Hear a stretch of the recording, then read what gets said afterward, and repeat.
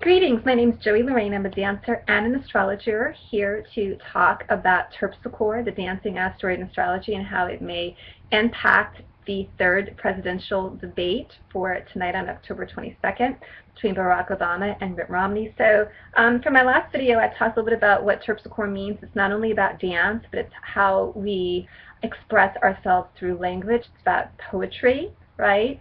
Choral song, rhythm, and the way we use our words, and about theatricality in general, because it is connected with Greek theater. It is one of the muses of Apollo in Greek mythology. So Terpsichore is not only connected with movement and dance, but again, in my mind, connected with the way we express ourselves through language, whether it be in an artistic sense, right, like Shakespeare, who has a very strong Terpsichore placement in his chart, or whether it be through politics, like Lincoln, who also has a very strong Terpsichore placement in his chart. So Mitt Romney has Terpsichore in Taurus, which is all about productivity, materialism, material security, and comfort. When you think of people who have a lot of Taurus energy in them, they usually are sensual people. They like good food, they like good clothes, they like quality material things, and they like big bank accounts. They tend to be a little bit on the material in there. And because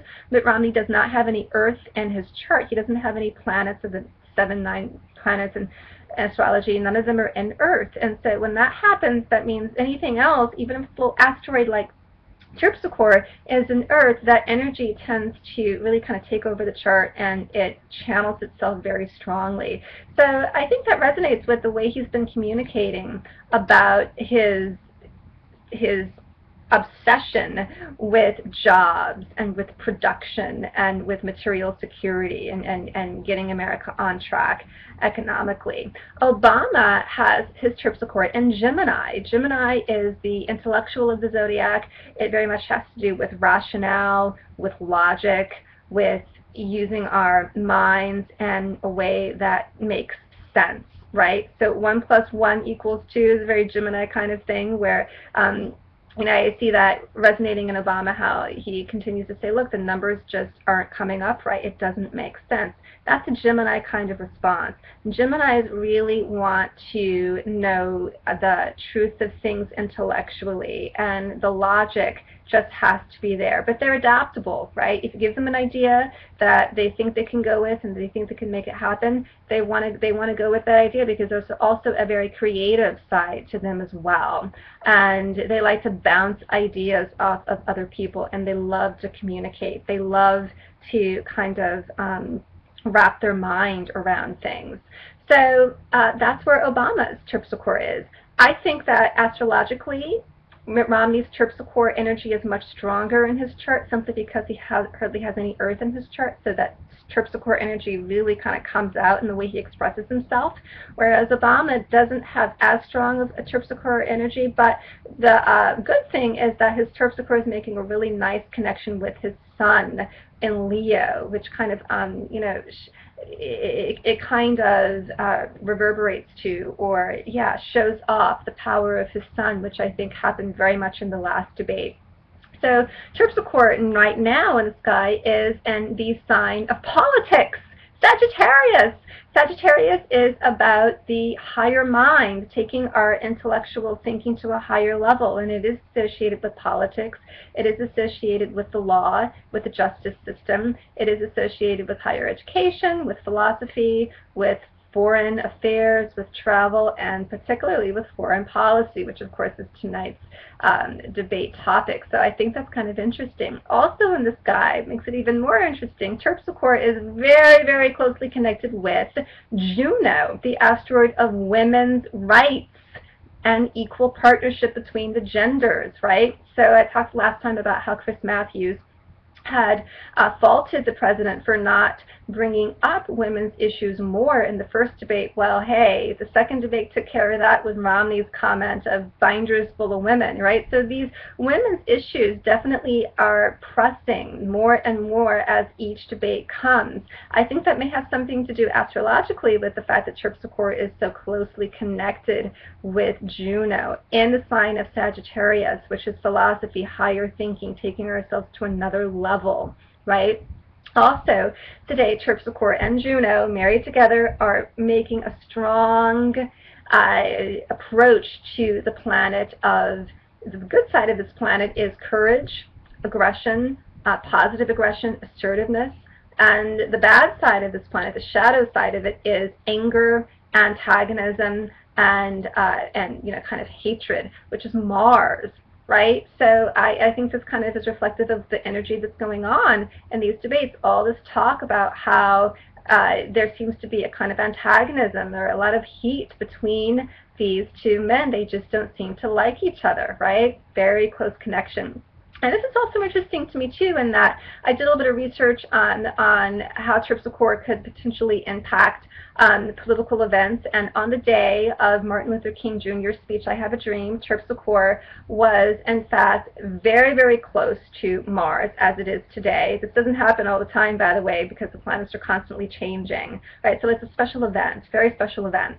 And back then, on the day of the "I Have a Dream" speech, Terpischore was closely connected to Mars and the sign of equality, Libra. So very strong Libra themes around what was going on that day. Whereas today, it is Sagittarius, which it all has to do with foreign affairs and politics. So I do think that Terpischore energy is speaking there somehow in a significant way.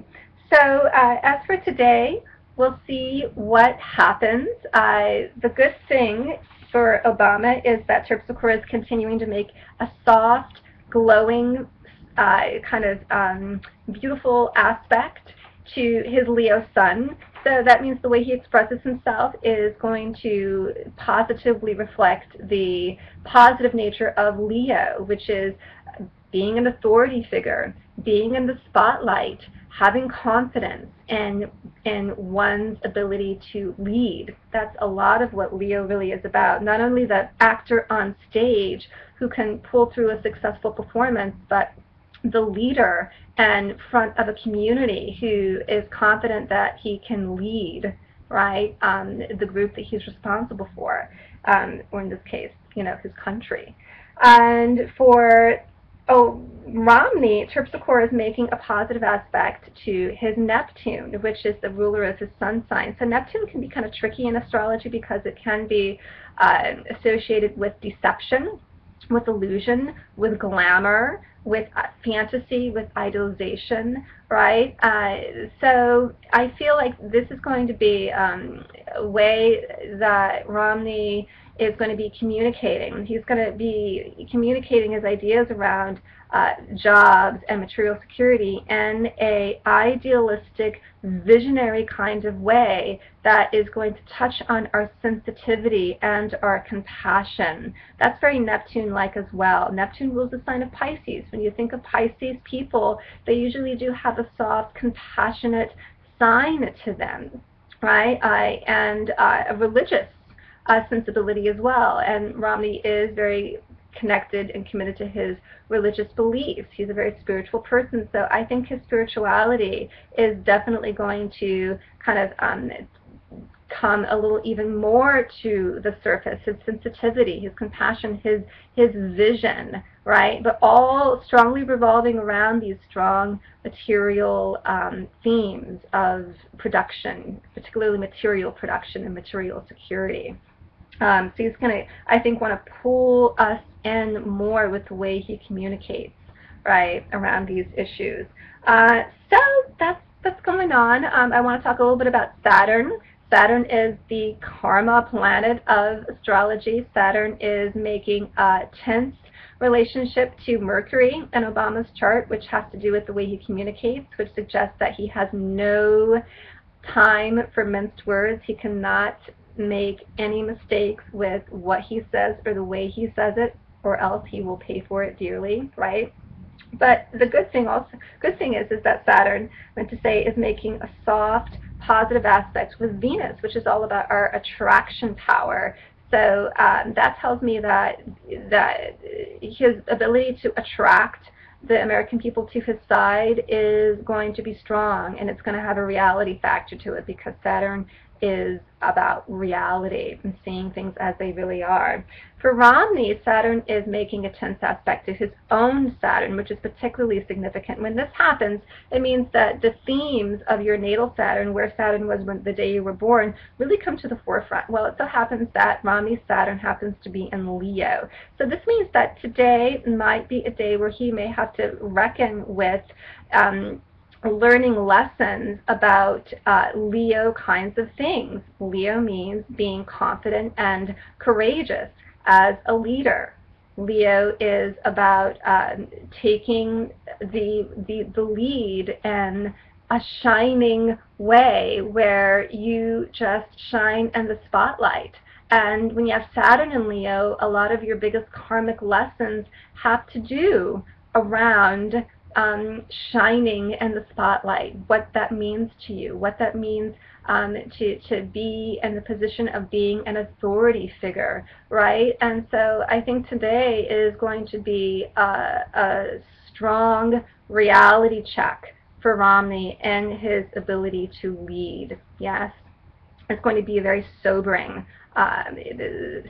impact there somehow. So that's a little bit of what's happening and a little bit of my take on the debate for today around foreign policy, a Sagittarian theme, right? I think it's fascinating how this Terpsichore energy does seem to be playing out in this debate. I do think that Terpsichore is very associated with debates, with the theatricality of two people communicating, right, back and forth and expressing themselves through language. And I do think that there is an aspect of creativity and rhythm and flow to it. It is like a dance of words from one dancer to the other, right? So the dance of words all around the topic of foreign policy, with definitely a big I'm having a brain fart. A big focus on Juno, women's rights, and equal partnerships. Wow. All around this Mars energy approaching Mars, which can be potentially very combative. So it is going to be an amazing Terpsichore event tonight. Fiery, hot,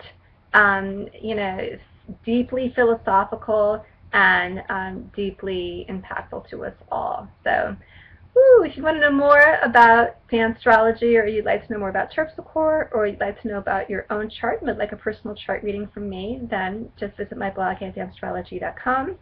And remember, it's not about how big or how bright you shine, it's about the way.